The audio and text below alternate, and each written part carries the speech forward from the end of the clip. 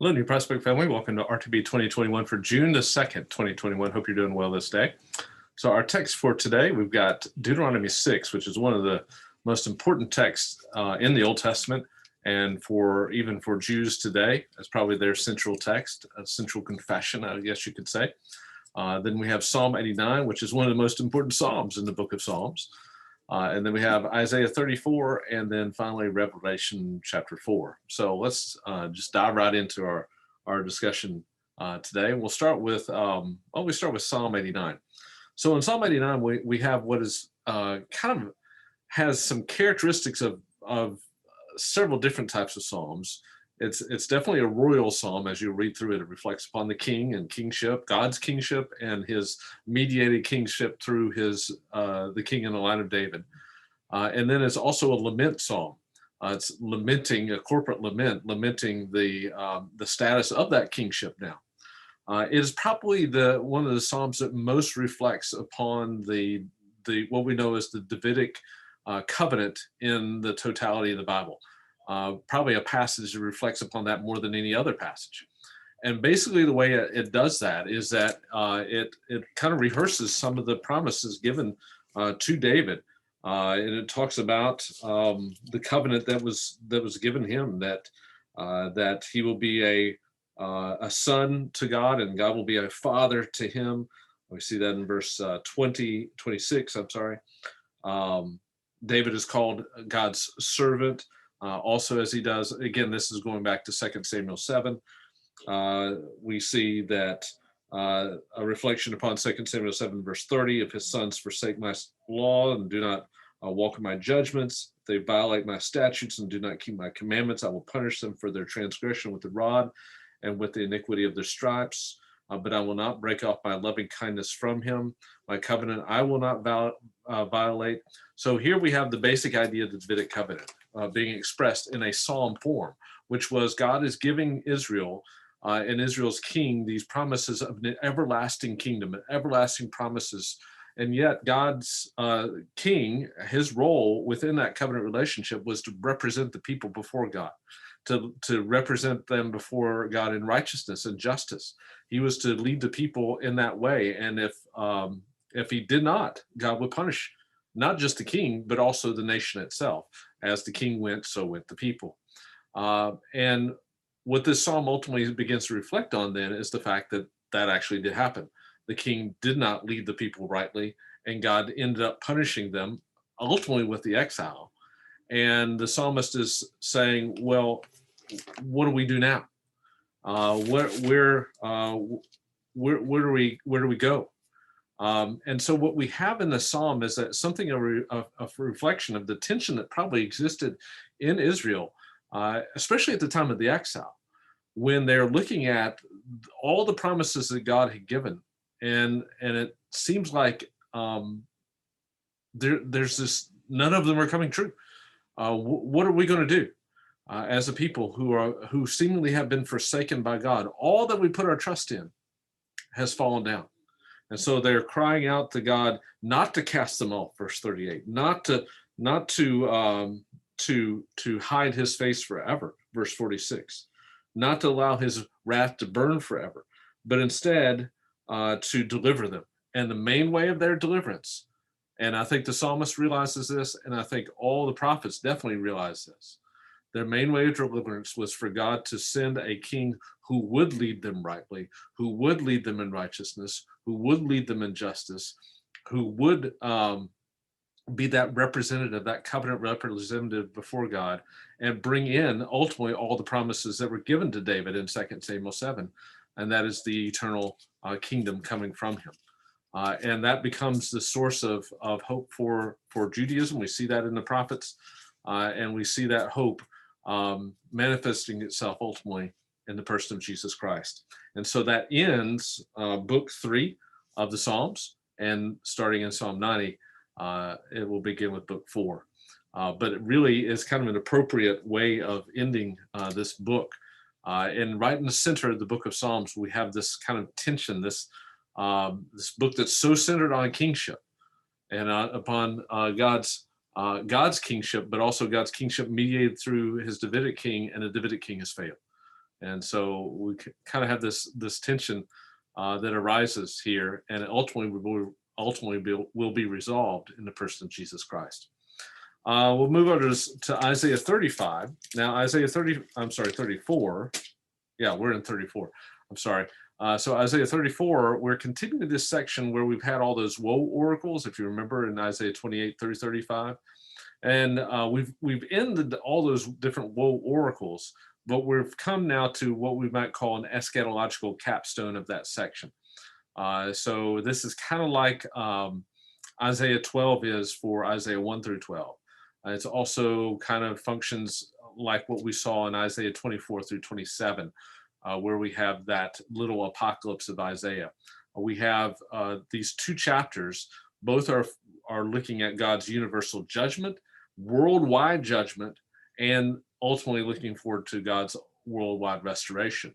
Chapter 34 looking more at the worldwide judgment, 35 looking more at the worldwide restoration, and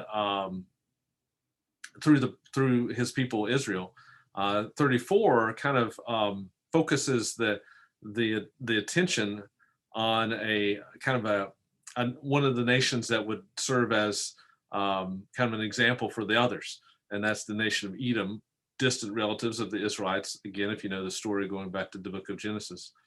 But of course, the Edomites had consistently been at odds with the Jewish people, and had even later on after Isaiah had cheered when the Israelites went into exile. So oftentimes enemies of the Israelites, and they're kind of become, in this chapter at least, Isaiah 34, that what we would call the paradigmatic, the exemplary enemy of Israel. And God is going to bring them victory. He will have, verse 8 tells us, a day of vengeance, a year of recompense, and it's for the cause of Zion. Once again, for the cause of his people and primarily his name. So that's going to be reflected on what we'll look at in the book of Revelation here, coming up fairly soon. So in Revelation, we're switching now to another scene in the book. So we've gotten in chapters 2 and 3, we had the two chapters that dealt with the letters to those 7 churches in Asia Minor, real churches in Asia Minor. And now John has a different view.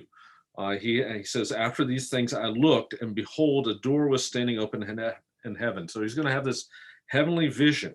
And again, once again, with Revelation, you want to see this through the lens of the prophetic literature and also the whole totality of the Old Testament, but mainly in this case, the prophetic literature, because the theophany he sees here, the visual manifestation of God on his throne, is something that is described in many ways, like what we find, for instance, in Daniel 7, also in Daniel 10, in Ezekiel 1, and also in Isaiah 6. So, for instance, in looking at verse 8, we see these living creatures, these 4 living creatures that are full of eyes, crying out, "Holy, holy, holy is the Lord of hosts, the whole earth is filled with his glory." Now, remember that the ones crying out that in the book of Isaiah, chapter 6, are the seraphim who are crying that out. But here it's the 4 living creatures. The creatures are described as being like a lion, a calf, and a face of a man, and a flying eagle. In the book of Ezekiel, chapter 1, this is describing the cherubim that are holding up the throne. It's a little bit different in Ezekiel 1 because the cherubim there have 4 faces. There are 4 different beings that have 4 different faces. Here, each creature represents a different species of being or animal, and yet I think communicating something very similar. And in Ezekiel 1, that image of the 4, that number 4 becomes very prominent because it's speaking of God's freedom of motion, going to the 4 points of the compass. It also is a vision that shows God's power by taking these 4 living creatures, and these are the greatest creatures of each of those groups, right? And Ezekiel is actually the bull or the ox, the greatest and the strongest and most powerful of the hooved animals, I guess you could say. And then you've got the lion, of course, the greatest predator, then humanity, and then the eagle, the greatest of the birds, showing again God's power there.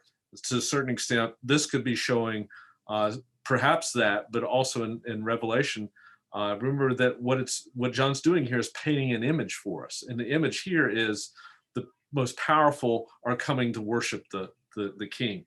That's what's the focus here, is the glory, the ultimate glory and majesty, and the fact that God is deserving of all worship. And that's what it kind of, the capstone verse in verse 11 proclaims that. Worthy are you, O Lord, to receive glory and honor and power, for you created all things. And because of your will, they existed and were created. By the way, this also points to a very important biblical truth that I've spoken of before, that God's sovereignty over all things is grounded in his creation. And in this case, his worthiness of worship is grounded in creation. The last thing that's communicated by this vision, and again, it's very symbolic here. It's very much John painting a picture. Notice how many times he tells us that it is like something. He's painting a picture in a way that we can comprehend, but the reality of this, what is undergirding this, is so much greater, so much more infinite, so much more glorious than they can even imagine. And so what does it tell us? He tells us that who was sitting was like a jasper stone, sardis in appearance, rainbow, emerald, all these different gems and beautiful, glorious things that we have on an earthly scale. This is something that goes, by the way, back to Ezekiel 1 as well, where you have this vision of God on his throne, and it's described with all these gems and these majestic things from earth. But again, it's a divine accommodation to our limited understanding. It's showing God in a glorious way that we can understand, but really it's so much greater than what even John is portraying here, if we can even imagine that. And what does that cause? Every time that God reveals himself, we talked about this with Revelation 1, every time God reveals himself in some majestic, glorious way, it causes people to worship. That is the natural thing, right? That's the natural response to God and his glory. And that's what these 24 elders, probably representing the 12 tribes, 12 apostles, but representing the totality of the people of God, bowing down and crying out that he is worthy of worship. And this in chapter 5 will set us up for some of the judgments that are coming up in the book of Revelation, these eschatological events that will be spoken of in the book of Revelation. So that's Revelation 4, and then that brings us ultimately to Deuteronomy 6, which, as I said, is probably one of the most important texts for Judaism, both ancient and modern, but also is very significant for us today. Now, this is what is known as contains Deuteronomy 6, what is known as the Shema. And really what this is Shema, by the way, comes from Deuteronomy 6:4, where we have the first word in the Hebrew text is Shema, which means to hear. Hear, O Israel, the Lord is your God, the Lord is one. But really what we find here in this text is ultimately the motivation for all the rest of the Torah. And remember what this is. This is a covenant document. Moses is motivating covenant obedience by the people of God as they go into the promised land. What's going to keep them focused on God in covenant obedience? What's going to summarize their relationship with God?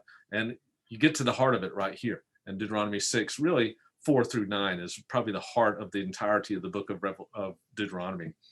And Deuteronomy 6:4 has been translated various ways. I like the way my mentor, Dan Block, translates this. He translates it as, Hear, O Israel, the Lord is your God, the Lord alone. So it's a confession of exclusive allegiance, in other words. And I think that gets at what really Deuteronomy 6 is talking about, and really what the entire book of Deuteronomy is talking about. It's kind of like if we're talking about exclusive allegiance in the covenant relationship, kind of like what I would say to my wife. My wife is my wife and my wife alone, right? God is our God and our God alone. He is our Lord.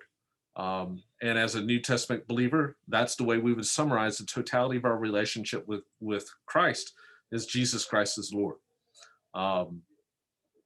It is the summary of our covenant relationship. In other words, if you get this right, everything else falls into place. And as the Israelites are going into the promised land, they would be confronted with these alternatives and we see this throughout the rest of the history of Israel, these alternatives for the allegiance of God, competitors, I guess you could say, to God, to the allegiance that was rightly due to God. And oftentimes Israel would turn to those other things. But Moses says, if you get this right, if you show that the Lord is your Lord, the Lord alone, everything else falls rightly into place. And the way that's lived out is by loving the Lord your God with all your heart, soul, mind, and strength. And again, if you get that right, everything else falls into place. This is the way in which that allegiance is expressed. How do I express my allegiance to my wife? Well, I love her with all that I have. By the way, this heart, soul, and strength here, the last phrase is the Hebrew word ma'od, which is literally an adverb that means very. So love the Lord with all your heart, or your soul, is how it's often translated. Your heart, your soul, and your veriness. But what is this talking about? Really, these three words speak of the heart, speaks of the inner being, the thought, the mind of the individual. The nephesh, that's often translated as soul, is, I think, probably better translated as your being, who you are, just your person. And then finally, your veriness is whatever's attached to you, your family, your possessions. In other words, it goes from inside out. Everything from the inside out, you're to devote, and remember what love is. Love is a active obedience, not just obedience, but active commitment to your covenant Lord. And you're to do that with all that you have. That's the way you express your ultimate allegiance to God. And then finally, Deuteronomy 6:4 also talks about, well, how do you make sure that future generations will do the same? Will you teach them? He says in verse 6 that these words I'm commanding you today shall be on your heart. So it starts with you, and then you shall teach them diligently to your sons and talk about them when you walk, when you sit in your house, and when you walk by the way, and when you lie down, and when you rise up. So the totality of what you're doing, sitting, walking, lying down, and rising up, that pretty much covers everything, doesn't it? So talk about them in your household. So it starts with you, then to your household, then you bind them as a sign on your hand, and they shall be frontals on your forehead, and you shall write them on the doorposts of your house and on your gates. In other words, then it goes to the community. So you, your household, the community. Make it visible, make it evident to all those around you, to yourself, to your family, and to those around you. So it begins with allegiance. Jesus is our Lord. It then moves to the expression of that allegiance through loving the Lord your God with all that you have, all that you are. And then you continue that allegiance by communicating it to yourself, to your family, and to those around you. So that's Deuteronomy 6. It's a great text. And it's, again, the heart of this kind of section in the book of Deuteronomy that speaks of the general prescriptions on how to live out your covenant faith with God. But it's just as relevant for us as a covenant community of faith on this day, June the 2nd, 2021. Hope you have a great rest of the day.